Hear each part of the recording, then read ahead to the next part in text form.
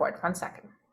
Now, I will say thank you to my wonderful co-host, Coach Rebecca.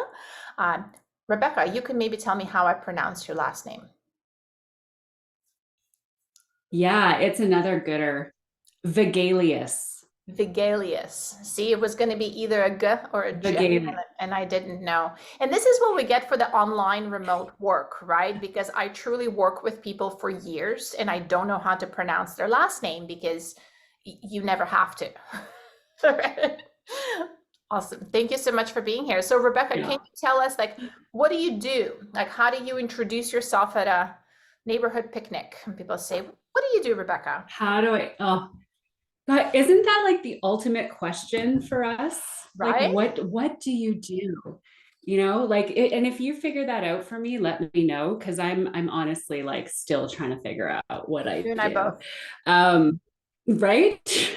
But I guess at the core of what I do now today, is I help powerhouse women heal their nervous systems so that they can thrive in life and business. And that usually gets the conversation going with people. And they're like, nervous system, powerhouse, like, what are you talking about?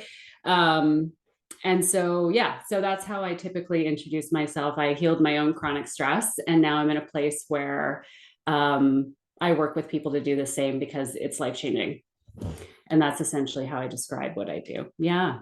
Well, Rebecca, I love kind of how you described this for us too, because I literally just had an exchange with somebody. We were talking about like one-liners, right? That we give Yeah. people when people say like, what do you do? And it always feels a little different. I don't know if you find that as well. Like the one-liner when it's typed, like in an email, and a one-liner when you're actually talking to a person, right? Mm, And I was specifically yeah. saying, like, if we have a one-liner that is short enough that allows people to ask us for more information, that tends to be a really great way to go. So, and you just like led me right into it because you're saying, like, as soon as you say it again. I said, I help powerhouse women heal their nervous systems so they can thrive in business and life. Yeah, and And so, right off the yeah, bat, I want to know more, right? I was like, yeah, oh, like what does that mean? Like it opens up so many possibilities for conversations. Like, what does that mean that you heal their nervous system or help them heal their own nervous system? Who are the powerhouse women? Like yeah, just, and then if they don't ask anything, that also tells us a lot, doesn't it? yeah, 100%. And excuse me, I'll share like that I used to when I first started this work. So everyone knows I'm a certified SSR coach, and I've gone through the behavior change courses as well, and I just recently got my menopause coaching specialist certification through GGS too. Anyway, what I would say often is, "Oh, I'm a sleep coach." And people would immediately be like, oh my God, I need you. I need you. And it was interesting because it actually didn't create the types of questions that I get today, that it didn't create the curiosity that I love getting, because then it opens the conversation. It was like, if I just said, oh, I'm a sleep coach, they might try to, they might try to figure out, okay, are you like for kids or for adults? Like, oh, sleep coach for adults is a thing. Okay, that's cool. I need you. Like, oh my gosh, that's so cool. I need you. And then what I was finding is that, yeah, a lot of folks would say that, and then the follow-up curiosity wouldn't be there. And so as I started diving deeper into what I'm actually able to help people with, I realized I wanted to talk about it in a little bit of a different way that created more curiosity than what I was initially getting. So That it's is been an so evolution. That is so fascinating because I think what you're describing, like when we say, I'm a sleep coach, your experience has been that right off the bat, people would almost like create a story about what it is you do and Yeah. immediately decide if they needed your help or not, right? Like they sort of they Yeah. pre-described yourself in their minds. So by creating like a description and a one-liner and an introduction that was like almost a little bit more ambiguous on purpose, right? Like I describe myself as a life coach sometimes, and like that doesn't mean anything. So like we kind of really have to Yeah. say more after that, right? Because otherwise it's not like a super specific thing. And oftentimes in coaching, we find that we have to say more because coaching is a new industry. It's not a regulated industry. There are coaches for Yeah. everything and anything. And it's very different than saying, I'm an accountant. Okay, cool. You will get Yeah. no follow-up questions to that one, by the way. If you ever want to borrow a fake persona for a party, if you don't want to talk to people, just say you're an accountant. They don't get many follow-up questions. Right? Or if somebody says, I'm a massage therapist, again, people know what that is. But with coaching, whether you coach sleep or recovery or powerhouse women, healing their nervous systems, like there's really a little bit more proactive conversation that needs to happen there. I love that. Yeah. Yeah. And I think it's okay for it to be uh like if someone doesn't respond to that, that's okay too. It just means they're maybe not your person. Like I've been trying to do some more in-person networking because I find that when I actually get in front of people and have conversations, I mean, that's how my business gets built. So I've been doing that online, but also doing that in person. So I was at actually joined my local chamber of commerce and started going to some events with the local chamber. And so this was, yeah, in December. And I was having a conversation with a gentleman who happens, he had mentioned he worked in IT. And then he asked me what I did. And so as soon as he heard the word coach, it didn't matter what I had said before that. I could have said, like, I help IT professionals make $1 million a month, coach. And as soon as he heard coach, he was like, oh, you're a coach. You're a coach. Yeah. They don't regulate that stuff, do they? And I was like, I'm like, okay, he's not my guy. That's okay. Like, and that's okay. Anyway, I just wanted to throw that anecdote in because it, I think prior to, like, earlier on, and I've been doing this for about 18 months, maybe a bit longer. I would have been like, oh gosh, coach, like people don't like that word. Now I'm like, you know what? If you don't get it, that's totally cool. I'm not the gal for you. I'm not the coach for you. Anyway, yeah, it's all in evolution. Yes, thank you for that. And I mean, Rebecca mentioned she's an SSR grad. She's probably one of my favorite SSR stories because, well, actually, tell us your SSR story. What is your SSR story? You might have seen Rebecca's face so like Oh, splattered all over SSR certifications because we love awesome stories from coaches who like where the certification has really made such an impact, you know? yeah, well, and it has. So I'll try to make it as brief as possible, but essentially, like, I have a long corporate background. I worked as a TV news producer for almost 10 years, and then I worked in corporate. I was in public relations and media relations, worked my way up to a vice president role before I left that, and I actually got laid off. And when I got laid off, I decided I didn't want to work 9 to 5 for someone else anymore. I started my own business, and I started my own business as a copywriter and messaging strategist because it was just one of those things that kind of aligned with what I had already been doing. And so I tell you that that's important because I was actually doing some work with PN as a copywriter. And so one of the things that came from that over a couple of years of working as a contract copywriter with Precision Nutrition was that I had to go into the different certifications and find information that would be relevant and really important to share with people in emails and whatnot. And as I was going through and learning about, it was a stress related topic. And I got to this one article and I was reading it and I was like, oh my God, oh my gosh, this is me. And some of you, I'm sure, are familiar with stress bod, the term coined by PN, stress bod, right? And so as I was reading about stress bod, I actually could feel my stress response kicking in. I could feel my heart rate getting like my heart starting to go and my palms starting to get a little bit sweaty. And so that was kind of, as soon as I saw that and saw the symptoms that came along with stress bod, I had been going through all kinds of stuff for years and really had tried a bunch of different modalities in terms of therapy. I had tried a whole bunch of stuff. And when I realized in that moment that I could start digging into this stress thing, I I just had this like overwhelming sense of relief. And so from there were obviously a number of different steps and things that happened. But at the end of the day, what I decided is that I had found this tool, meaning stress management and sleep, because that was a big thing for me. I had major difficulty sleeping and I knew how it was affecting me. And so I decided basically shortly thereafter to go ahead and get my SSR certification, because I was like, I want to be trained in this. I want to understand it, not just for myself, but so that I can help other people with this, because this is freaking life changing. Like this is the stuff you're not taught in school. I know we say that about so many different things, but this is the stuff. If we were taught this at a younger age, even now, like I just turned 45. And this was like a number of years ago, several years ago.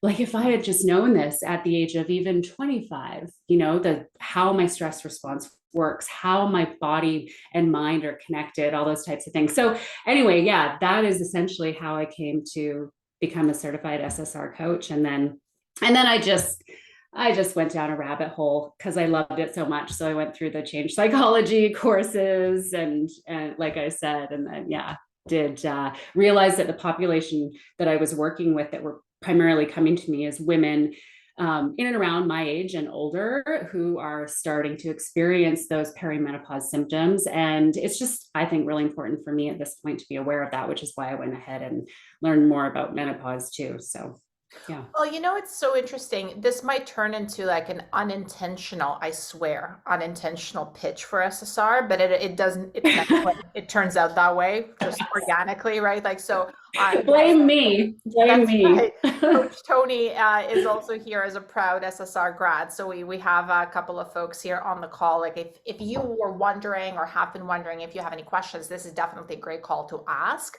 But also the other thing, like I pointed that out in the comments, if you're also like in corporate job right now, working 9 to 5 and are considering a career shift, like you kind of also have a fellow coach here who has gone through that. The other thing is, Rebecca, what I really love about the story, and it's always interesting because when folks work for PN or with PN, right? Like we obviously like have a full-time team, we have part-time folks, we have folks that we hire for contract. Sometimes it kind of feels like, well, of course, like you like the thing because you are, we're biased, right? Like we love the stuff, we love the courses, we're drinking the Kool-Aid.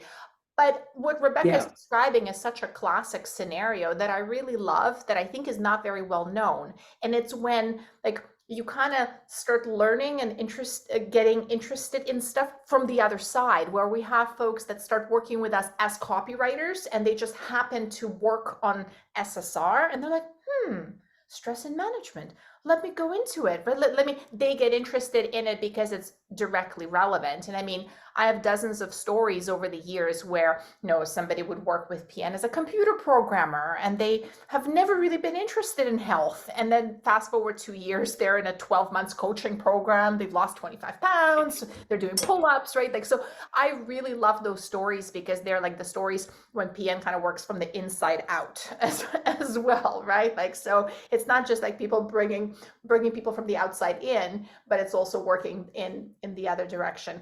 And the other thing is that I will say, with the topics like sleep and stress and recovery, I mean, Rebecca, as she said, went kind of all in, but whether you are a strength coach, a personal trainer, you're always going to be sleep, stress, recovery adjacent, right? Like how often do we work with clients on weight loss, and they have 3 kids and they're 42 and they're stressed out and they have insomnia, and it's like, well, I guess we have to start with stress management, right? Like, Rebecca, would you say that's kind of like what has been both your experience, but also probably seeing that with clients, where that is often the big log? Yeah, and totally both. So for me, like I had already, by the time I read that article on Stress Bod, I had already been down several different avenues to try and fix what I thought was wrong with me. And so, like I said, like I had therapist who I still see. She's amazing. I had also, though, worked with an emotional eating coach. I had worked with other like business slash spiritual coaches, because in my first business that I had, my copywriting and messaging strategy business, I felt really stuck. Like I just felt like I had all these ideas and I couldn't really execute on them well. And I know I'm an incredibly smart, talented individual. Like I look back at my career trying to go like, why is there such a disconnect between how I performed in my old career and like how I'm performing in my business? And I mean, entrepreneurship is a whole other beast, but at the same time, it just felt really, really stuck. And so, where am I going with this? What was your original question, Kate? I was going to say, Yeah, like the fact that yeah, the stress recovery and sleep are yes, often like yes. the big blocks, regardless of the goal. That's right. That's exactly right. So it wasn't that I, was not, I didn't know how to run a business, or it was like when I saw this, I was like, it's stress. Like all of these things are being caused by stress. Like I need to get that under control before I can expect myself to do anything else. So yeah, to answer your question, it's exactly right. Like it's the foundation. Like I love that graphic that PN has where it's like the pyramid and the little dude standing on top. And it's like, unless you have the foundation of the sleep, stress management, and recovery, like you can apply all the nutrition and fitness and all, strategies that you want to, but you're still going to have a tough time reaching your goals, even like your business goals, and whether it's nutrition, fitness, business, whatever it is, life, like family goals, like all that type of stuff. Unless you've got that stress kind of sorted out, then and understand it. It's not that stress is going away. You learn this in SSR too, right? And I've learned it from a number of other places since going through and working with people like that on this type of thing. It's like stress isn't going away anywhere. Like it's part of life. So it's like, how do we kind of build that capacity to manage our stress better and be kind of more flexible with our stress response? And so once you learn how to do that, and that's what I've taught myself to do, and still work with coaches who help me do that as well. Once I learned how to do that, it's like everything just started getting, I'm just going to use the word, easier. Stuff started getting easier.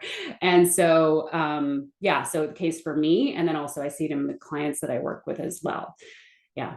I think the easier piece is interesting because isn't that sort of what we're really hoping to do? Like we want to make the process easier for ourselves, for clients. Like how do we just feel better without it feeling like a struggle? Right, like just like a uphill battle. And Laura was saying in the comments, I need it for myself. I really, Laura, I would say like what I've seen in terms of the most common paths into SSR, it has been twofold. One, it's personal trainers, strength coaches, fitness movement people, nutrition coaches are finding that stress, sleep, and recovery are coming up again and again and again and again in their work, right? Like where we're working with moms to help them eat better, but at the underlying layer is always stress. It's always like, oh, she's not sleeping, or she's still breastfeeding, she's waking up 10 times a day or night, right? Like so, and those health and wellness professionals would then turn to SSR to kind of fill that gap to help their clients better. But then the number two big pathway has been very much what you're describing. And that's what Rebecca's been describing as well. It's like, I mean, sure, I'm sure this will be helpful for clients. That's nice for them. But me, like first, this is going to be really helpful for me. And I think that the other thing I really wanted to point out with Rebecca's story that I thought was very interesting is what a great example of how copy and sales copy works sometimes, right? Because there is that moment where Rebecca saw the words and the stories and she said, oh my God, that's me.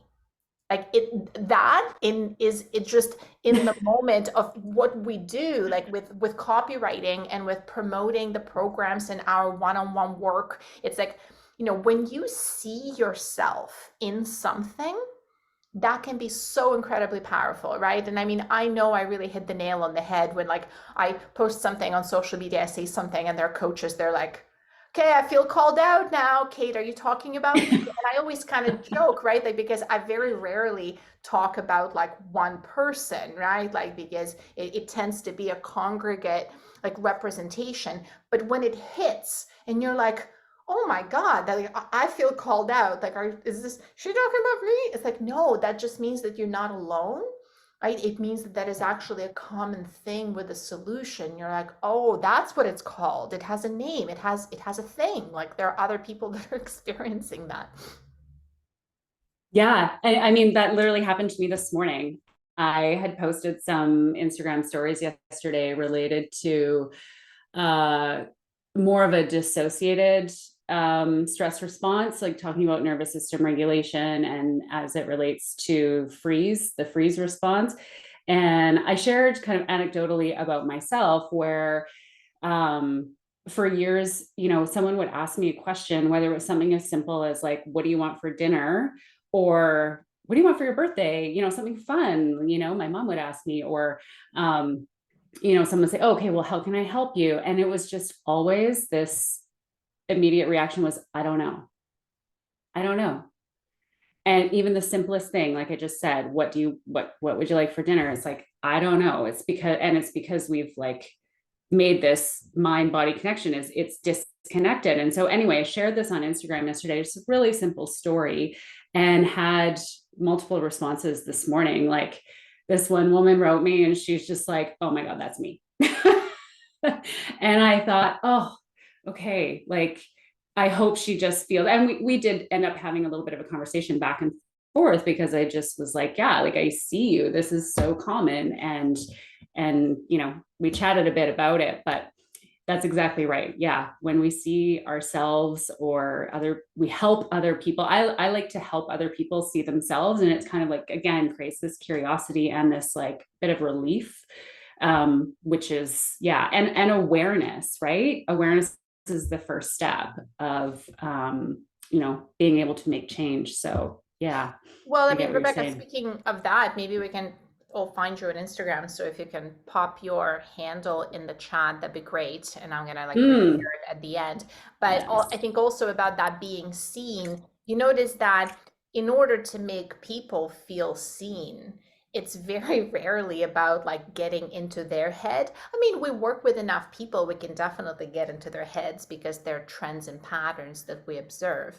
But very, very often we can really make people feel seen by sharing our own experience. So, like Laura shared in the comments, like I need it for myself. So, what does that tell us about Laura? Well, that tells us that Laura might have trouble sleeping. Laura might be stressed out, might have trouble managing recovery. So there is some personal experience there. So we know, like, if Laura went out and started speaking about that on to her people, to her audience, a lot of people would actually, yeah, all of the above, will have that feeling, right? It's there is that expression that I really like, is that the most personal is the most universal, which is such a Mm, paradox, right? But it's like the more specific you get, the more people go, oh my God, are you me? And like the number of people that kind of chuckled when they say, like, are you not sick and tired of scraping the goddamn banana off the floor? Like that's a very specific detail that tells you have children under 6,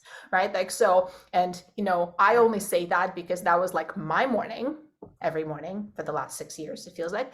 But it's that detail that is like a very, very specific detail that if that was your reality that morning, it goes straight to the bone, because it kind of goes like, shit, I just scraped banana off the floor. That's incredible, right? Like there's that like magical moment of connection. So you notice also, like, we're kind of talking about not only telling our story, but also being so specific with our story. Rebecca, I know like you have feelings about that as a yeah. copywriter, but like, it's not the I'm tired of cleaning food after my kids. It's like, no, no, I'm sick and tired of scraping banana Yeah. off the floor.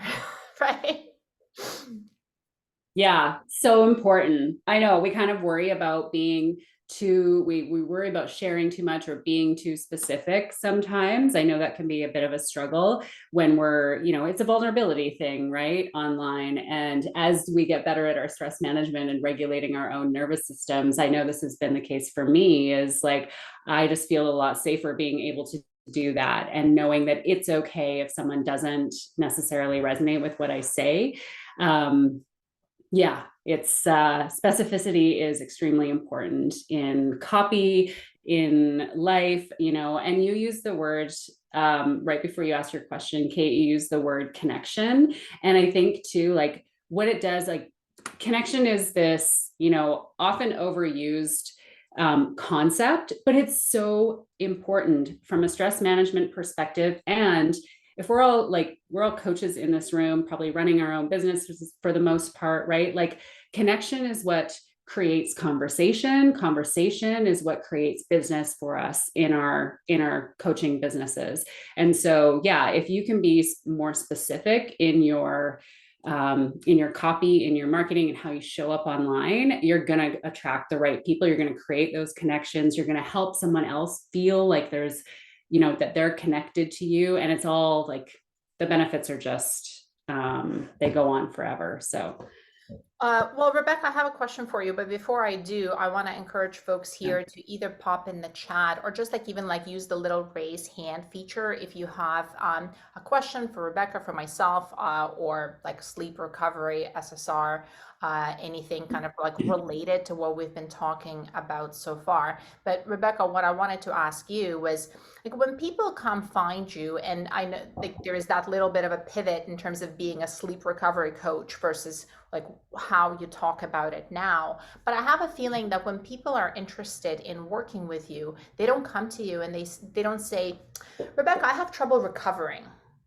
Can you help me with that? Like, do you know what I mean? Like, it's not like I'm a recovery coach, so people are gonna say and say I have trouble recovering, because that doesn't really mean anything, right? Like that doesn't mean anything to an average regular person. That's not how we think about our experience. What do they say instead? What kind of things, what do they complain about? What is the presenting complaint?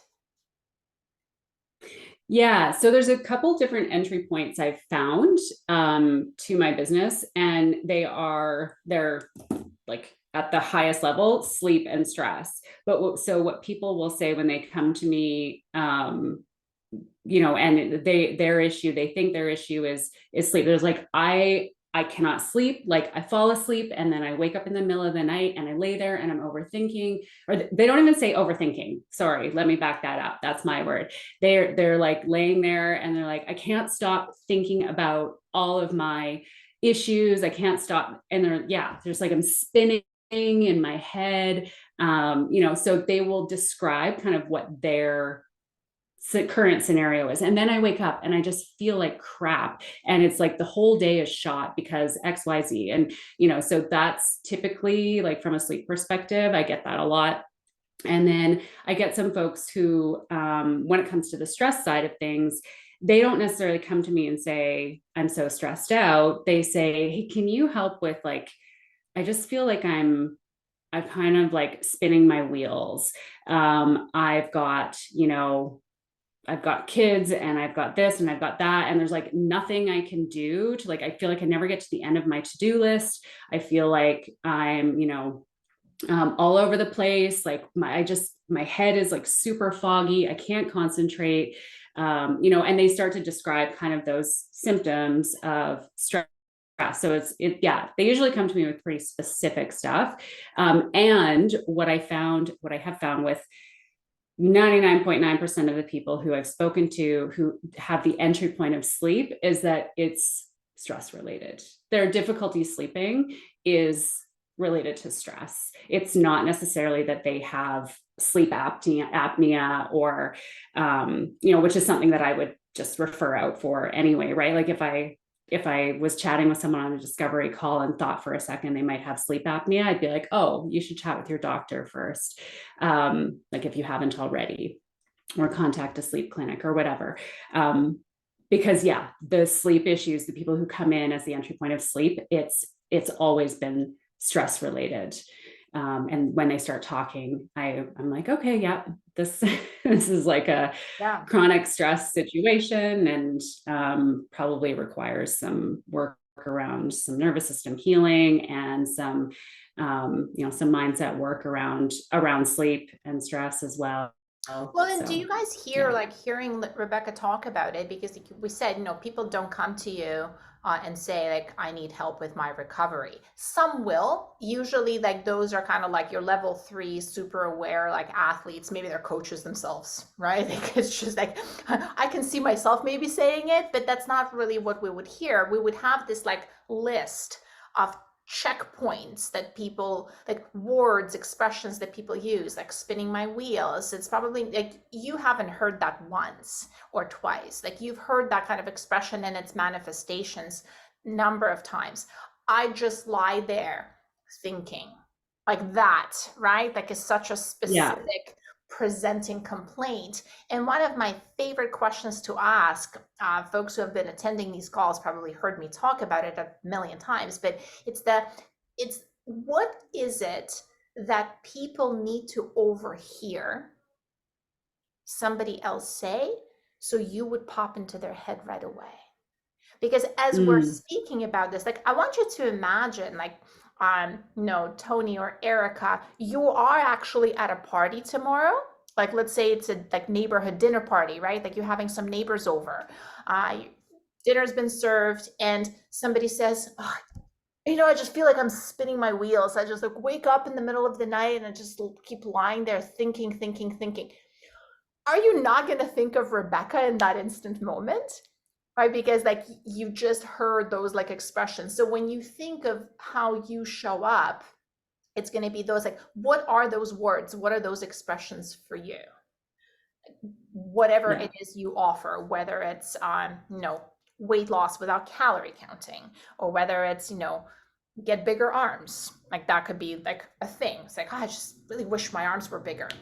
A guy or girl for you, right? Like, so there's your those are your like catch words that people make people think of you. Like, the number of times I get tagged in anything hugs and anything I hate winter, right? Like immediately I guess like you should talk to Kate, right? And I mean that's pretty accurate, right? Like both of those things I good at can help with. So I love thinking that way too. I think we have a question, Rebecca. One sec, I just want to pop into the chat. Mm. Laura wants to know, what tools do you use to help with social media content? This area I struggle with. So how to come up with content, how to present it in a way that people resonate and engage. I have my small group of core people that engage, but this is a constant struggle for me mentally. Yeah, I can relate, Laura. I've definitely been there, and my social media content is an evolution. So what tools do I use?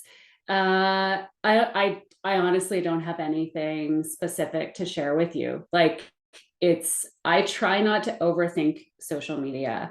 If I have an idea about something that I think would be helpful for people to hear or understand, I share it in some way. I go through my phone and I might find an image that I took on the trails, of my dog, and think like, could this be a good image that's going to make someone stop for a second and then maybe read a bit more about what I have to say.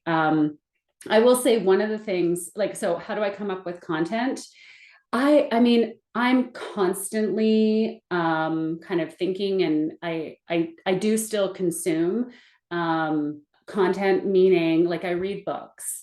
I read books and I think about how I would position things that make, like, I like to really simplify stuff for people. It's kind of goes back to my TV news producer days where there were, really complicated stories that would come into the newsroom. And it was my job to make it feel accessible to the, million people who were watching that night. And so that they could understand how it was going to affect them and their community. And so I always try and go back to that. Like, how is this going to, how can I make this resonate for someone like my next door neighbor or, my girlfriend or whatever. So I think about it that way. as I'm learning and growing myself, I share about that. I share about my experiences and kind of where I've come from, and how I experience life today, and what about the type of coaching that I do has helped me get here to where I am today. So I share about that. So some personal stories. And I always just think about, like, it's really important on social to, here's the thing. It's like, people really only care about themselves, and that's okay. So, back in copywriting days, it's like one of the things we'd always ask, I say we, like copywriters, always have to ask ourselves is like, what's in it for me? Like, that's what the audience is asking all the time. What's in it for me? And so I try to answer that question for my audience when I'm creating. Again, trying not to overthink, but it's like, if I share, say, like a recent post that I did that I'm going to expand on this week is like, I just turned 45 and I want to feel freaking badass for the next 45 years.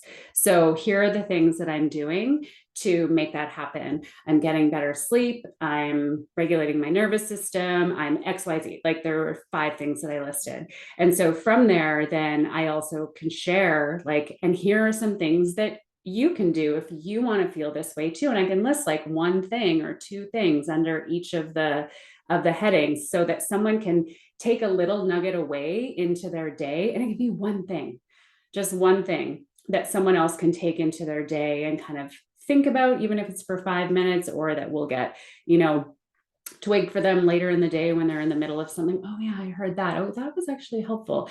So yeah, just kind of thinking about sharing about yourself, but also kind of why would people care? What's the benefit to someone else as well? What's in it for them? Yeah, thank you so much. That's so Did I helpful. answer? Yeah. Well, and Laura, one thing I would say, like we kind of talked about, the more specific it is, the more universal it is. Because when we Yeah. started thinking, like, so somebody asked me, it's like, do you think I'm overthinking this? And they were, I don't even remember what they were talking about, but my question to them was, are you the kind of person to overthink this? And they burst out laughing because they were. Because if they were, then yes, absolutely, you overthink, right? Like, so if you are the kind of person, Laura, to overthink things, then you're probably overthinking social media content. So I got a really nice compliment a couple of weeks ago from a fellow coach. She said, "Wow, you're so prolific on social media. What's your secret?" And I said, I stopped overthinking. It's Mhm. like there's like zero stop between my brain and the thoughts. And what I found, and some of you might relate to this too, you have this brilliant idea, and then you're like walking around with it, and you put it in the notes of your phone, and then you just continue having grand ideas about this grand idea. 4 months later, I'm still looking at this damn note. I've not done anything with it because it has to be perfect. Now I don't even remember what it is, like where I was going with it. The number of notes that are months old on my phone with 3 words, I have no idea what it means anymore. But I just remember it was this amazing idea that I should have freaking shared when I had it, right? So I think when we're talking about, like, how do we come up with ideas? How do we come up with content? Like, let's say if we're talking about sleep and sleep hygiene and recovery, I would argue that it would be much more effective for engagement and for making things that are relatable to capture, to notice a tiny moment where it's like, oh, look at me, like putting a glass of water on my bedside table. I've never done that before, but today I did. And lo and behold, I actually drank some water first thing in the morning. And now I don't have the headache. That is so tiny. And if we can just share that, that can be so much more helpful than me sitting down with an empty block of 3 hours when I'm creating content and trying to come up with 5 tips to improve your sleep hygiene. Like, do you know what I mean? Like, in terms of like how specific can we make it? It's like that specific. And usually in terms of also where do we get the ideas, the stuff that we help people with, we're obsessed with it. Right? Like, I don't know about you guys, but it's just like, I don't know what people think about in the shower. Don't tell me, it's fine, but it's your time. Like, I think of coaching. Like, I don't know, I feel like a little bit of a loser sometimes, but it's just like, it's just mostly because that's where my mind goes always. Like, I'm in the shower, I'm thinking about like coaching strategy or coaching tip or a thing that I've noticed or the coaching call that went well or didn't go well and what was the takeaway. That's what I'm thinking of. Like when I wake Yeah. up, I go to bed, when I, can't sleep in the middle of the night. Hi, Rebecca, right? Like that's sort of what's on my mind. Tony, go ahead, and then I see Laura has her hand as well. Yeah, I just had a specific question just Hmm. for, Rebecca and for you, Kate, and for the whole group.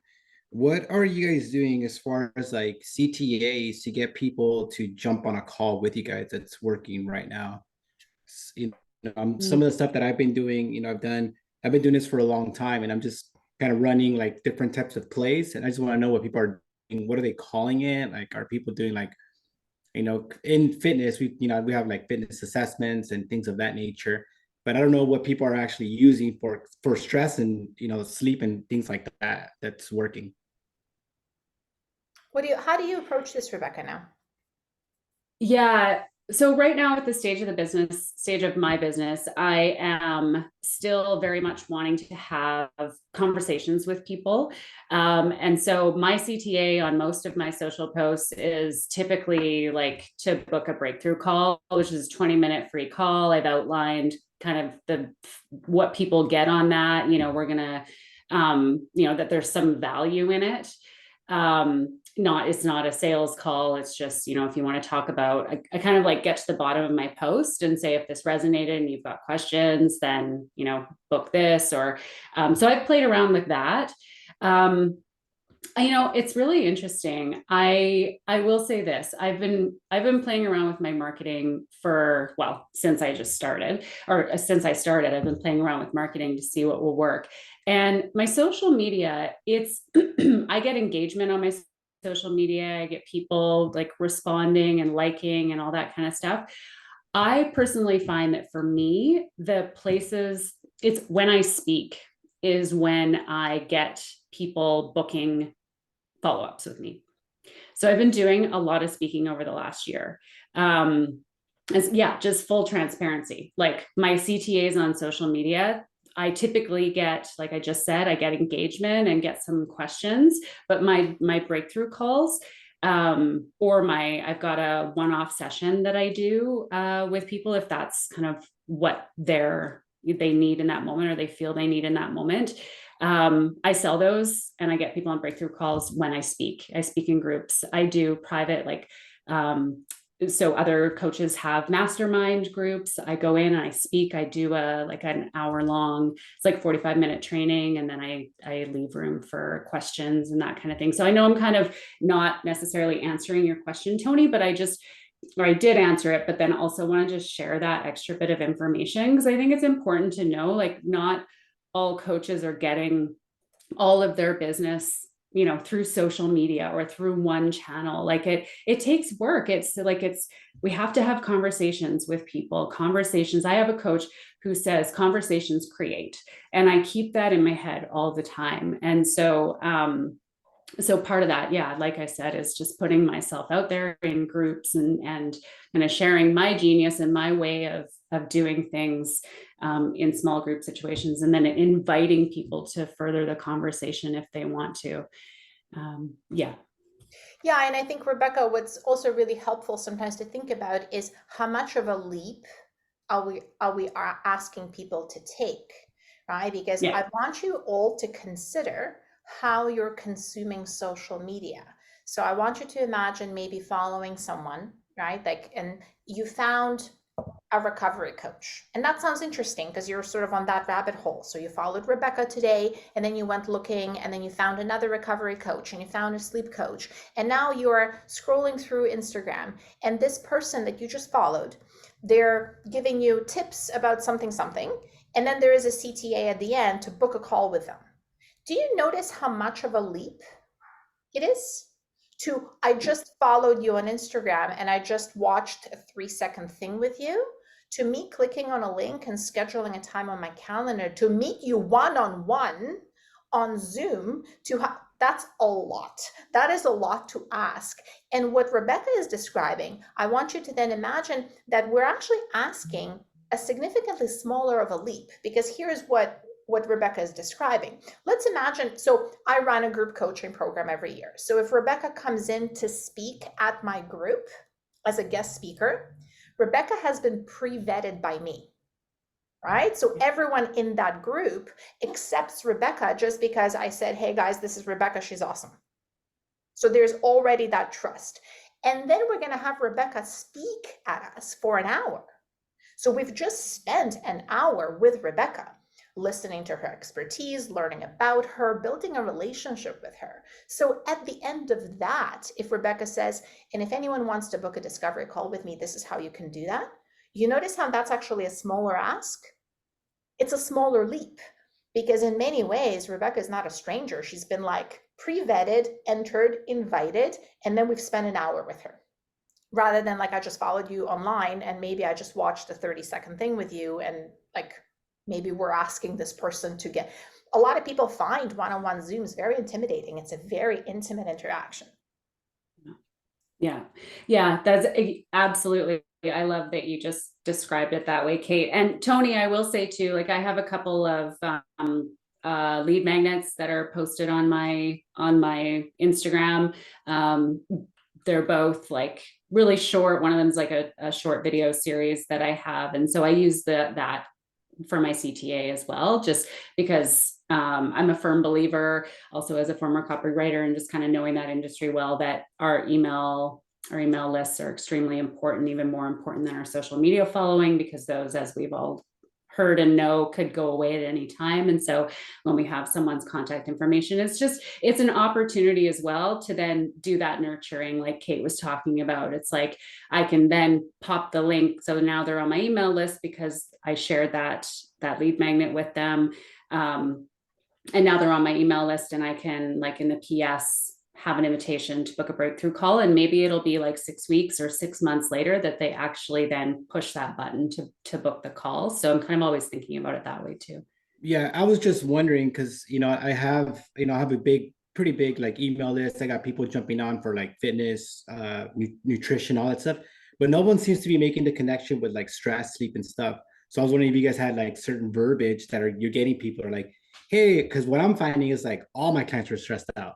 So, and a lot of the times these fish don't know that they're in the fishbowl. They're just around other fishes that are stressed out. So they don't really know, like, hey, I'm stressed out. They're just like, I don't have enough time. I don't have this. But what I'm finding is that they're struggling with stress. So what I want to know is like, being in SSR, is there a certain like, are people like raising their hand like, yeah, I want to do like some type of like like a sleep audit or like a stress audit or like a worry less. Well, Tony, so that's what I'm kind of looking for.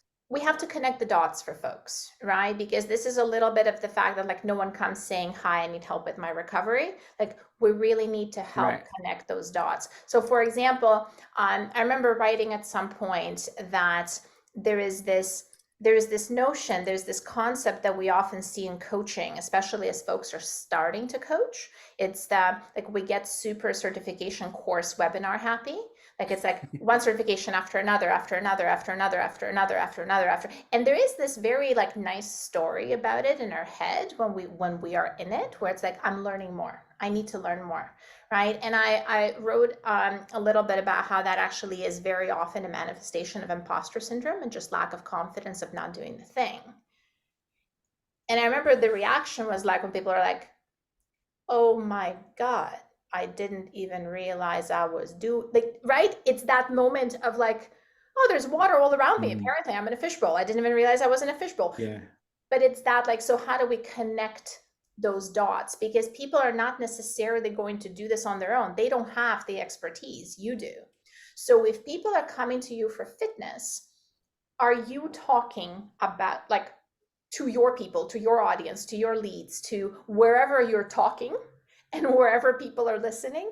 Are you talking about that connection, right? It's like, hey, you want to have bigger arms? Did you know that to have bigger arms, you should sleep more? And here's why, right? Like, what are those really, really obvious links? So if you're not seeing the weight loss results that you're after, the fact that you're waking up at all the different times might actually be one of the things that are holding you back, right? Like, so like, how do we make this very specific and those connections where I can go like, oh, I didn't even know I needed help with my recovery and stress, but apparently I do. Now I know. Do you know what I mean? Yeah.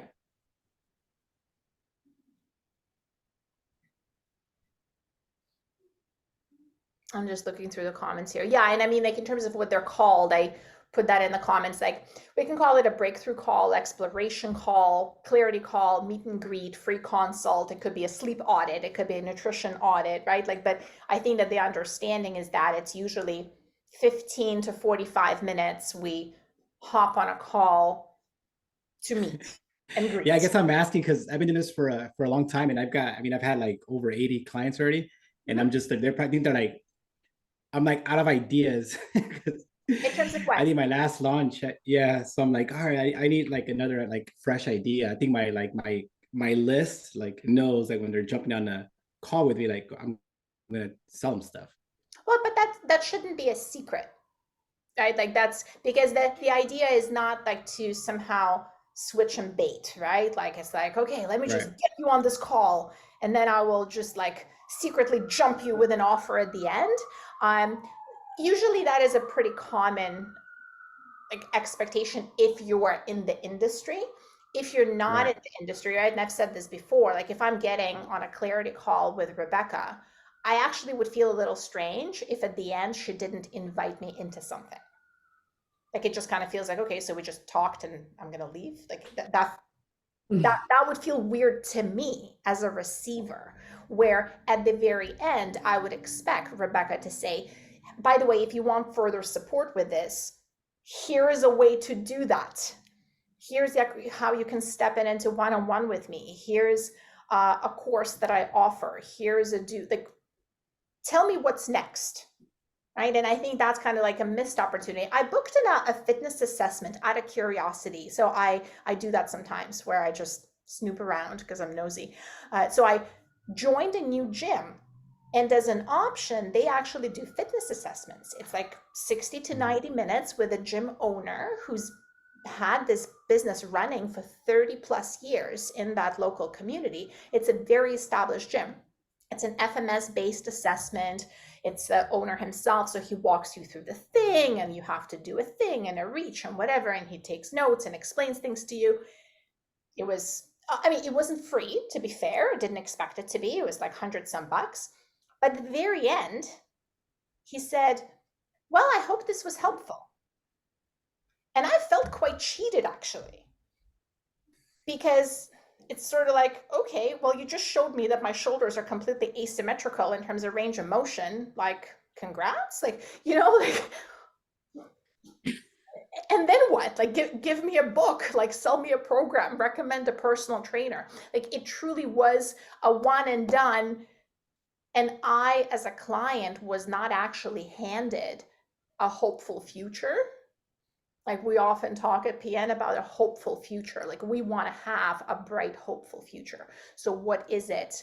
Like what is the bright, hopeful future that we paint? If I talk to Rebecca and I tell her that I have trouble sleeping in our one-on-one like consult, I know that at the end she'll say, well, here's what I think is happening. I often help folks with that. And here's what I can help you with going forward.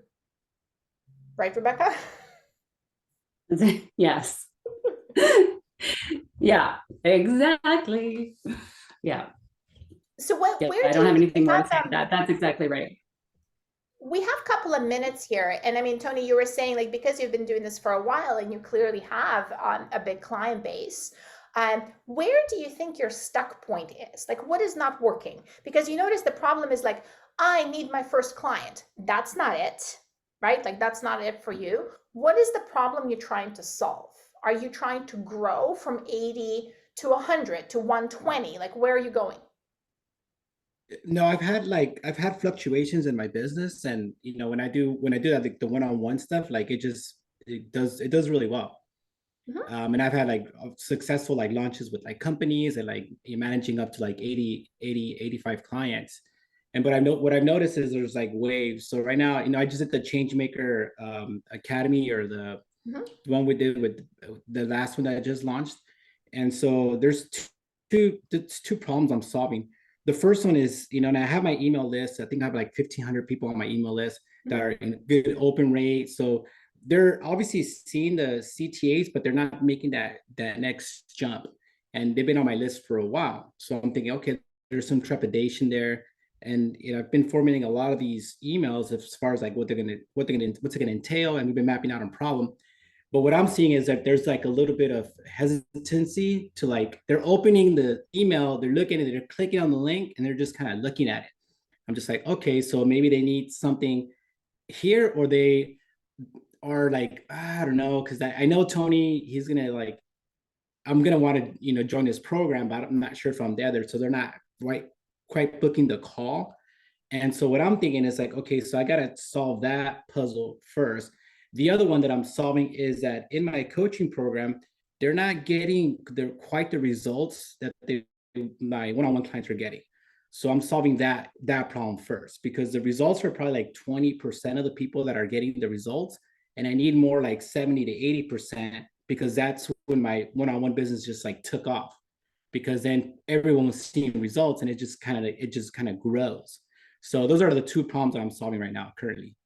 Yeah, I mean, I would love if you're open to it, Tony, like, and one of the upcoming Coaches Connect works for you, we can definitely kind of take that and run with it for a good chunk of time, right? And like, I would love to deep dive into it. But one thing, and I'll hand that off to Rebecca and see if she has any thoughts, is that when we are selling our services to people that are ready, able, and willing, right? Like, so especially in the beginning, like we see that sometimes with coaches that are starting out who have very strong networks. They're usually charismatic, they're usually extroverted, right? Like they don't really have an issue talking about what they do. There is that initial uptake because their entire audience is interested in what they're doing. Now, fast forward 2 years or 5 years, their audience is tapped out because whoever was ready, able, and willing, they signed up since, right? And people that are left, they're either not ready, not able, not willing. So this is really where we actually have to start looking at how we're bringing new eyeballs on your work. Because if I'm emailing to the same 1,500 people, either I have to bring new people in, or I have to come up with a brand new thing. Because if it's a brand new thing, then it actually could appeal, right? Like if my usual program is 6 months, so like if I'm usually, when I work with folks, I only work with them for 6 months now. If I wanted something new and make it a pivot, I would actually put something together that's only 30 days. And that would be new, right? Like, because that actually could attract people that are like, I don't know, I like really kind of thinking about it, but 6 months feels like too long, right? And all of a sudden there's this opportunity, you're like, oh, perfect. Like that's like, right? Like this is one of the ways in which you can kind of get some of the folks who have been on it for a while, but it's just new, it's brand new, it's different, still with you though, or we bring new people in. Rebecca, would you add anything to that? Yeah, I mean, I think you're bang on. And yeah, we have to kind of continually be evolving our audience as we want to grow our sales. So exactly what you just said, Kate. I think too, like one of the things that popped in my head, whether this is relevant for you, Tony, or not, and it's just a very technical thing, but like you've got these 1,500 people on your list. How healthy is that list? Like I'm curious, kind of how I email them probably like maybe like two times a week. The open rate's a little north of like 50%. So it's pretty good. And it's been trimmed down too. So it's not like they're all awesome. Yeah, because I know we're kind of thinking about that. A lot of people are thinking about that right now with these new changes that are coming. That's rolling out. Things, so I just wanted to make sure we were thinking about that too. But yeah, it's about, it's like I said, with respect to me speaking, right, and how I'm getting new audience members in through my speaking, is like kind of how can we start. If you feel like your list is exhausted by what you're saying and what you've been sharing to this point, they probably are. And so then, like Kate said, it's either change it up a bit or start getting new people in. Yeah, the email list is, I'm still adding probably a good, like, I want to say like maybe 20, 25 leads per month. So I'm still adding leads. It's just, Right. and these guys are just getting nurtured, so I don't expect them to jump on. Yeah, I I was was just just gonna thinking say like, that. is there something in that? And then I've reinvented it probably like 4 times. I've had like 4 or 5 different launches. So, and they've been successful launches. So I'm thinking like, okay, like now I'm gonna launch it again. What I'm doing now, I'm doing still like a different spin, and it's working. But I'm just, I guess I just want to know what everyone else is doing, like that I haven't tried yet. Yeah, no, I One would thing I say, would, go ahead. no, I was just gonna say, have you ever asked your audience for feedback? Yeah, yeah. Right before I launched Have this, you, yeah, yes. yeah, asking them for feedback. You know, if after a launch you've got a list of people who didn't buy, you can reach out and get some information on that, like through a one words or one question survey. That type of feedback can be really helpful. And as well, going back to that specificity thing, it can be really helpful to like reach out to people and talk to them and try and figure out, like, are you talking to people, with people, in the words that are going to resonate with them and the problems that they need solved right now. So I'm kind of like thinking back to my copywriting days and what a huge part of the process it was to do the research. Like I often said to my clients, like the copywriting itself is like 20% of this job. Mm.